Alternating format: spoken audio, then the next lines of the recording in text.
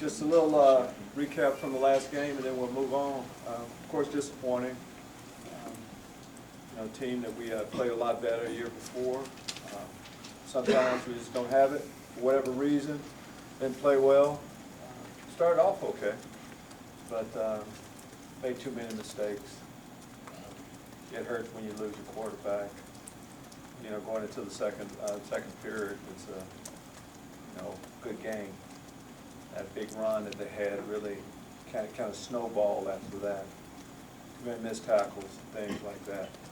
So not enough good things to really talk about in that game, which you can't wait to get to the next week, of course, after something like that happens. There's a lot of things going on here this week. Whenever you have a chance to honor one of the all-time greats to play the game, it's not what he did for the University of Illinois, but just for football in general. So to see a statue of Dick Butkus there makes sense, seemed right. And to dedicate our building officially. Of course, we've been in it for a while. It's been an awful lot to our program now, and of course going forward. But then after you go through all of that, you have a football game coming up this week. Playing, Michigan in itself kind of tells you, what's at stake. A program with a lot of tradition. Haven't played them for a couple of years, but we didn't play them well the last time. Hopefully we're better suited to play them this week. Of course, offensively they've changed on what they've traditionally done, more spread attack. Again, it's a little different look, what you see from University of Michigan right now. And defensively, they're one of the best defenses in the country. Play an aggressive form of ball, so it'll be a big challenge for us. Injury-wise, we have a few injuries from the game. We'll get to practice to see exactly where we are. Of course, I'm not going to talk about injuries until, of course, the game gets here. Take your question. You guys went through a lot of adversity in the spring with Bobby's injury, and now you're kind of in another state of it now. How do you feel like this team can bounce back and is ready to approach this game? What are we going through now? Help me out a little bit now. Three-game losing streaks. Okay, I mean, that's a lot different than what we went through with Bobby. It's a totally different thing. Football-wise, that's a part of it. You're going to lose some games that you expect to win. There's disappointment there, but you get a chance to come back strong, and that's where we are. If you look at our season, it's game 5, right? So it's, we're behind going in at the half. That's all we are. Most games are won in the second half, in the fourth period of the game. So much football left to go. By saying that, I think you watch the video, you can kind of see what we need to do. But we need to do that on the football field. We've got to make more plays than we've made. Coach, so we'll get through it. Coach, how do you think Matt Robinson did when he came in? I think he did okay for a backup quarterback coming into a game in a tough situation. I think we could have helped Matt with some of the passes that we dropped. Thought the protection was fairly good most of the time. When you're in a situation like that, of course you need to be able to rally around the running game, and able to really establish that. And as I mentioned, when we get an opportunity to pass the ball, we need to be able to complete the catch. Well, they look like Minnesota ran there some RPOs. How have you seen that play come to life involved in your time? Well, of course, there used to be a time when it wasn't a part of it. But now it's been around for a while. RPOs have. Most college offenses run some form of that. And it can be tough. Of course, we do. And, it's enough when you're just defending the pass, or defending the run. And the formation kind of tells you that. You kind of know before the snap what's getting ready to happen. But, now with spread offense, it's a little bit different. Of course, it's run until you pass, until the pass comes off of it. So it just keeps you honest as much as anything. It gives you favorable matchups because you have to be able to stop the run, and that leads you one-on-one, of course, on the outside. No official update on Brandon or Isaiah? I think getting better.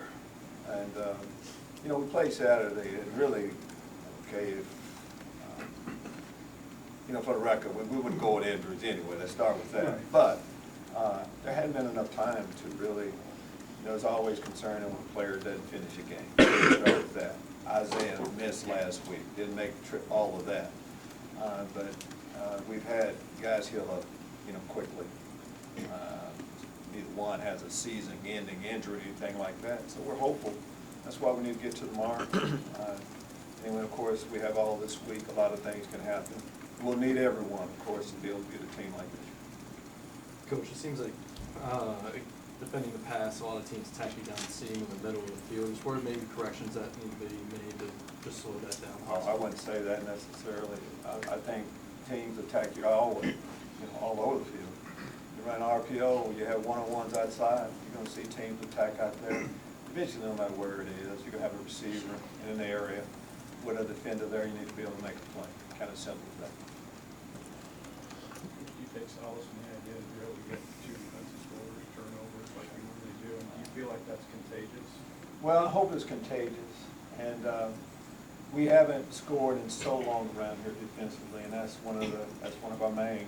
We start every game, of course, wanting to do that. You have to acknowledge that, and those were both big plays for Mike linebacker to score, intercept the ball, and to get it in the end zone. That put us off. You go on the road, that's the way you want to start a game. And Jake Hansen has made play after play throughout the year. Great pass rush. And then when you get to the ball carrier, get to a quarterback to think about, not, oh, I made it, sack, but to get the football out also. So yes, you like that, but so much more than that. When you play the run, you don't play the run well, you give up big plays, it kind of offsets some of the positives that come from that. Well, you mentioned tackling is an issue. I know you don't tackle that much in practice, and we've seen. What's just your philosophy on teaching tackling? How do you get I better don't at it? quite know what's my philosophy on teaching to get them down. I mean, it's kind of simple as that. Get ahead, get as many guys around the ball as possible. I think as a coach, what you look at is that, do you have guys in a position to make a play, to make a tackle? Of course, there's technique involved. You got to know where your help is, where your leverage is. And we've been in some situations, a lot of situations where we have had guys that's disappointed when we don't finish the tackle. So we'll continue to get guys around there, and then hopefully we'll wrap up more and have better results. Do you feel like this is a midweek practice no matter how it's normally we know you're starting backups, but you get a lot of your practice reps? It seems like you might get a little bit more. I think when you finish a game, yes, and until we tell them otherwise, I mean, last time we played, Matt was behind center. So does that, give you more motivation? Each week, we tell our backups to expect it. If the guy above me goes down first snap, am I ready to go? So you have to prepare yourself that way. And a lot of it will be with mental reps. But I would say, yes, it's a little bit different approach that Matt is thinking about right now. And others, of course, after you've got to have a chance to play.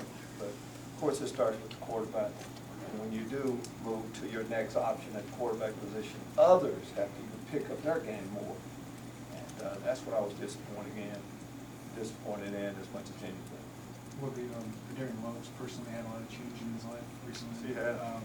How have you seen him mature just both on and off the field last week? Well, and a lot of changes I might add, that are all positive, I just think when you have a family, there's more responsibility. You look at things a lot different than when it's just not about you, that you feel responsible for. It's a bigger picture. But if you know Darren Lowe, that's the kind of guy, he shows up every day. Before he had other responsibility, other obligation, he shows up every day. You know what you're going to get out of him. Just a great guy to have in your program, on your team, great teammate, all of that. He's an outstanding father. I could talk about him an awful lot. Really believe in him. He's a good football player. Could you see Devin with his swing down on the field? He got to start too. Like, what's he kind of been doing behind the scenes? We've seen the tackles on the punt coverage. What else has he done down the field? Well, as you mentioned, you've seen his play on the punt, and that takes an awful lot. If, as a player, a young player, you're getting a minimum amount of reps, and you do well, you're gonna get more. That's our approach. That's what has happened with him. And I like the way how he competed his first time out. He's a young player, has a long ways to go, but I like, again, his future, like everything that he brings to the table. What do you think his upside could be in a couple years? It'll be fun watching. Of course, you just look at him physically. You can't wait to see him develop his body more, which he will do with time, but this is a true freshman. Got here a little bit later than everyone else, but has taken, giant steps quickly. Coach, what would you just attribute the big plays the defense maybe given up this year? Like you were talking about maybe not finishing play, even though you're in position, or has there been maybe a disconnect between practice that week and what happens on Saturday? We missed practice, we missed tackles. I mean, most of the big plays you look at. My time in football, I see most of the big plays. Most time the ball's not going over your head. That happens occasionally. Most of the time though, you have an opportunity to make a tackle to keep that to a minimum. And that's been our biggest problem that we've had. Coach, I know you mentioned after the Nebraska game that you struggled on third down conversions defensively. You guys improved upon that a little bit against Minnesota. Did you guys make adjustments during the bye week? Oh, we make adjustments throughout. We would have to, I think we only had like 10 third down situations this past week. An ideal third down, which you would like to situation you would like to be in, of course, to have third and longer yardage situation. That helps, those statistics a lot, and we had some of those this past week. But some money down, just like a takeaway, there's a big emphasis that's placed on it. Again, we played a little bit better in that situation this past week. We need to do that this week. Lovie, back-to-back weeks, games giving up big rushing yard totals. Do you attribute that mostly to tackling as well, or is there other stuff? Yes, I've talked about tackling yes, I did. Don't know what else to tell you. You say big play, how do big plays happen? Missed tackles. You've had too many missed tackles, we'll continue to work on it, yes. Jim Harbaugh, obviously, you had Coach Stanfeld, Coach Cheddar was here. Is there something that is usually about a Jim Harbaugh team? Do you have an identity that you've seen as a coach? Yeah, I think everybody has a history on what they believe in. I think on what we've known about him in the past, is what we see now is different. But, people change, for whatever reason. Again, offensively, on what we see, it's a spread attack. Traditionally, they've been old school Big Ten type offensive play. Lead block, fullback, leads, power game. They haven't been that for the most part. Situational football has seen we've seen a little of that, but for the most part, it's a different way that they're attacking football offense. Well, has your offense changed at all? And someone like Max and they're maybe a little more mobile. How does it change when it's in versus? Well, I think exactly what you said. I mean, if you have a mobile quarterback, you're more apt to running more, and certain plays, of course, that are more suited. When you're running an option with a guy that can't really beat you as a quarterback running, it's a little bit different mindset for a defense than when you have a guy that can really turn into another running back that can beat you quickly on any given play. So, yes, I do think offenses change when you have a guy that's capable of making big plays, running the football.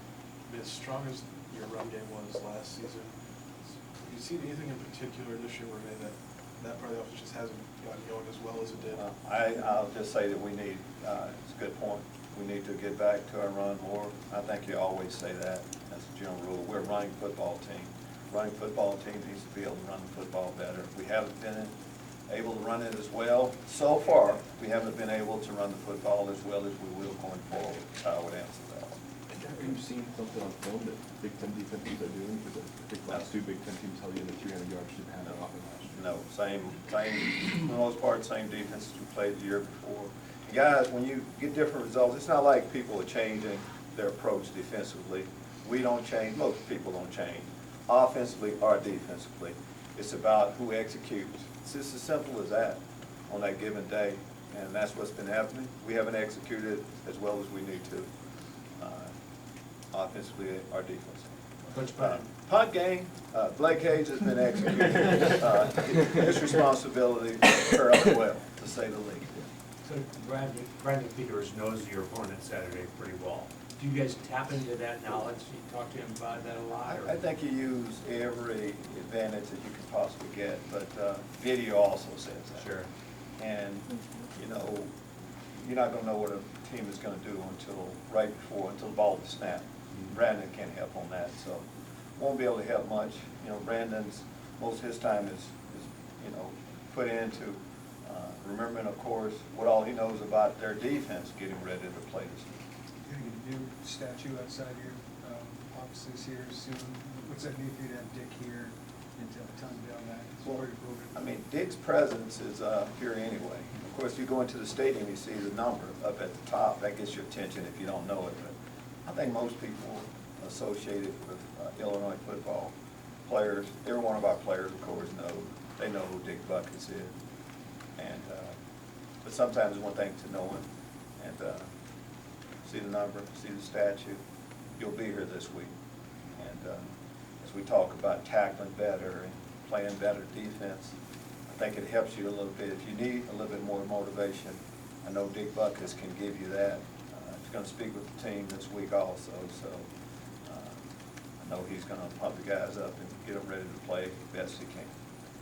Michigan's obviously one of the blue blood programs in the country. Is there a bigger sense to getting them in your place with a chance to knock off Goliath and anything like that? Well, I think you make a good point that when you're disappointed and you play a little bit, where would you like to, and you're ready, you're going to play another game, where would you like to play? At home. There's comfort in coming back home, get a chance to play. I talked about the things going on here this weekend, but in front of our home crowd, in front of our fans. Last time we played here, we had another traditional program. Nebraska came here. Our fans were outstanding. I know we're going to get the same thing this week. Yes, the guys are excited about it's 2 games in homestand that we have coming up, starting, of course, this weekend. Brandon Peters had been talking about this game, playing in his old school. Again, I assume he's going to be very disappointed he's not playing. You guys talk about that much here? Well, I just know that he knew that we were on the schedule, and Michigan was on the schedule when he decided to come here. Nothing has changed. It's Michigan week now, so I know he's pumped up, and of course, hoping he'll be ready to go this week. Hope that'll be the case. We turn on the film and watch Michigan's defense. Is there an appreciation for so much defensive background that they just do things? Yeah, I can't wait till the day when we're talking about our defense like that. But Michigan is playing outstanding. You know, probably except for one game this year, they played outstanding football. And it's our challenge to meet that. But I look at it, when you go into any game, it's defense versus defense. I'm playing their defense. So that's the goal of our defense. I'll play theirs. Of course, the same with our offense. Thank you.